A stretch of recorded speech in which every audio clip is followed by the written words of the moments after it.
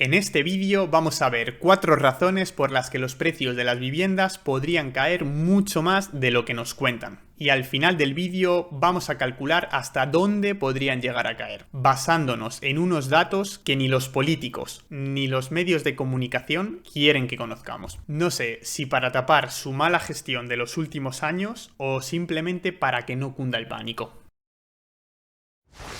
Antes de empezar con las 4 razones y de calcular hasta dónde podrían llegar a caer los precios, tenemos que conocer bien quién es la oferta y quién es la demanda en el mercado inmobiliario. Si miramos los datos, vemos que unas 3/4 partes del mercado, de los compradores y de los vendedores, lo componen ciudadanos comunes como tú y como yo. No son, por tanto, ni los bancos, ni las empresas, ni los fondos de inversión quienes controlan el mercado principalmente, sino que principalmente los ciudadanos comunes son los que mueven el precio.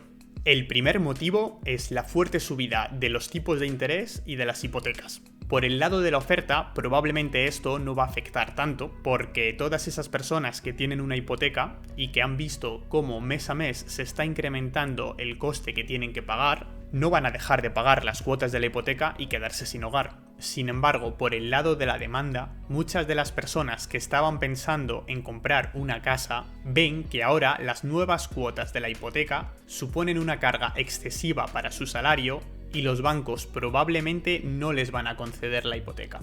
El segundo motivo es la inflación. Con una inflación del 10% y los precios de la comida, del gas, de la electricidad disparados, el poder adquisitivo de las familias se ha reducido tanto que muchos de los potenciales compradores ya no podrán adquirir una vivienda.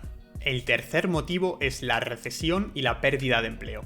Cada vez parece más evidente que en 2023 vamos a entrar en una profunda recesión. Pues bien, aunque el empleo no empiece a reducirse hasta entrado 2023, cuando esto empiece a suceder, se eliminarán de la demanda muchas personas que ahora pueden tener capacidad adquisitiva para comprar una nueva casa y que una vez pierdan su trabajo no la van a tener. Y el último y cuarto motivo es el llamado en inglés QT o Quantitative Tightening. Por explicarlo de manera muy sencilla, esto consiste en que los bancos centrales han retirado de la economía en los últimos meses un montón de dinero, mucha liquidez, que habían metido anteriormente para salir de la crisis del COVID. Menos dinero en la economía suele llevar aparejado que los precios de las acciones y de los bonos desciendan y probablemente algo parecido sucederá con la vivienda. Y ahora viene lo mejor, porque dices: vale, me queda claro que por el lado de la demanda, en los próximos meses y en los próximos años casi no va a haber compradores. Pero ¿hasta dónde pueden caer los precios? Pues para contestar a esta pregunta, podemos, por un lado, mirar las estimaciones que están realizando las principales instituciones. Y por otro lado, podemos mirar a las crisis anteriores para conocer cuál es la velocidad habitual a la que las viviendas suelen ir reduciendo su precio. La velocidad de caída habitual es muy importante conocerla, porque al contrario que en la bolsa, donde los precios pueden caer un 10% en un par de semanas, los precios de las viviendas van cayendo poco a poco cuando los vendedores no encuentran compradores o no reciben ofertas a los precios actuales. Vale, pues por el lado de las estimaciones, por aquí os pongo 3 de las últimas estimaciones. Por un lado tenemos una empresa de análisis de datos que calcula que van a bajar los precios un 1% el próximo año. Por otro lado tenemos Bankinter, que dice que aproximadamente un 5% en 2 años. Y por último tenemos el Banco Central Europeo, que dice que en 2 años también bajarán aproximadamente un 9%. Esto es muy importante que nos quedemos con ello. Un 9% en 2 años supone aproximadamente un 4 o un 5% anual. Por otro lado, tenemos que ver cuál puede ser la velocidad de la caída.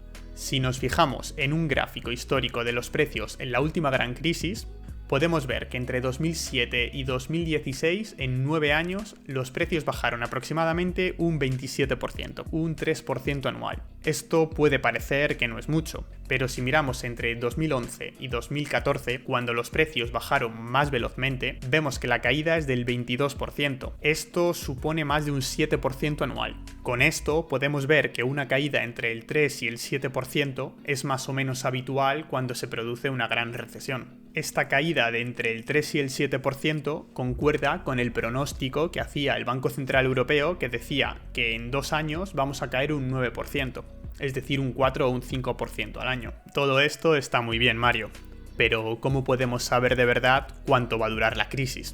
Y es aquí donde os voy a enseñar estos datos que parece que ni los bancos centrales ni los políticos quieren que sepamos. Este gráfico del Fondo Monetario Internacional nos muestra cuánto tardan en promedio las economías desarrolladas en controlar la inflación. El gráfico muestra que cuando los países desarrollados entre 1980 y 2020 subieron del 5% de inflación, tardaron una media de 10 años en tener una inflación de nuevo por debajo del 2%. Una década. Por lo que cada vez que escuches a los políticos decir que la crisis y la inflación son transitorias, lo más probable es que no. No se lo creen ni ellos. Vale, y dices, si tenemos 10 años de inflación descontrolada, ¿cómo puede esto afectar a la economía y a los precios de la vivienda? Lo más probable es que los bancos centrales se vean obligados a continuar con su política de altos tipos de interés para intentar controlar la inflación. Y esta política de altos tipos de interés lo que provocará será un daño irreparable y más duradero en la economía. Un daño más duradero se convierte en una crisis más duradera. Y una crisis más duradera supone más años destruyendo empleo y más años con los tipos de interés y las hipotecas elevados. Por lo que probablemente todos estos años los precios de las viviendas también podrían continuar descendiendo. Si hemos llegado a la conclusión anteriormente de que durante una crisis en España los precios de las viviendas pueden caer entre un 3 o un 7% anual, te invito a que hagas los cálculos aproximados de hasta dónde podrían caer los precios de las viviendas. Por supuesto, lo que ha sucedido en el pasado no tiene por qué volver a suceder en el futuro. Pero yo quería compartir contigo los datos para que tú mismo puedas sacar tus propias conclusiones. Si te ha gustado esta información y este análisis, por favor dale un like y suscríbete para no perderte nueva información sobre inversiones y sobre el mercado inmobiliario. Muchas gracias y hasta la próxima.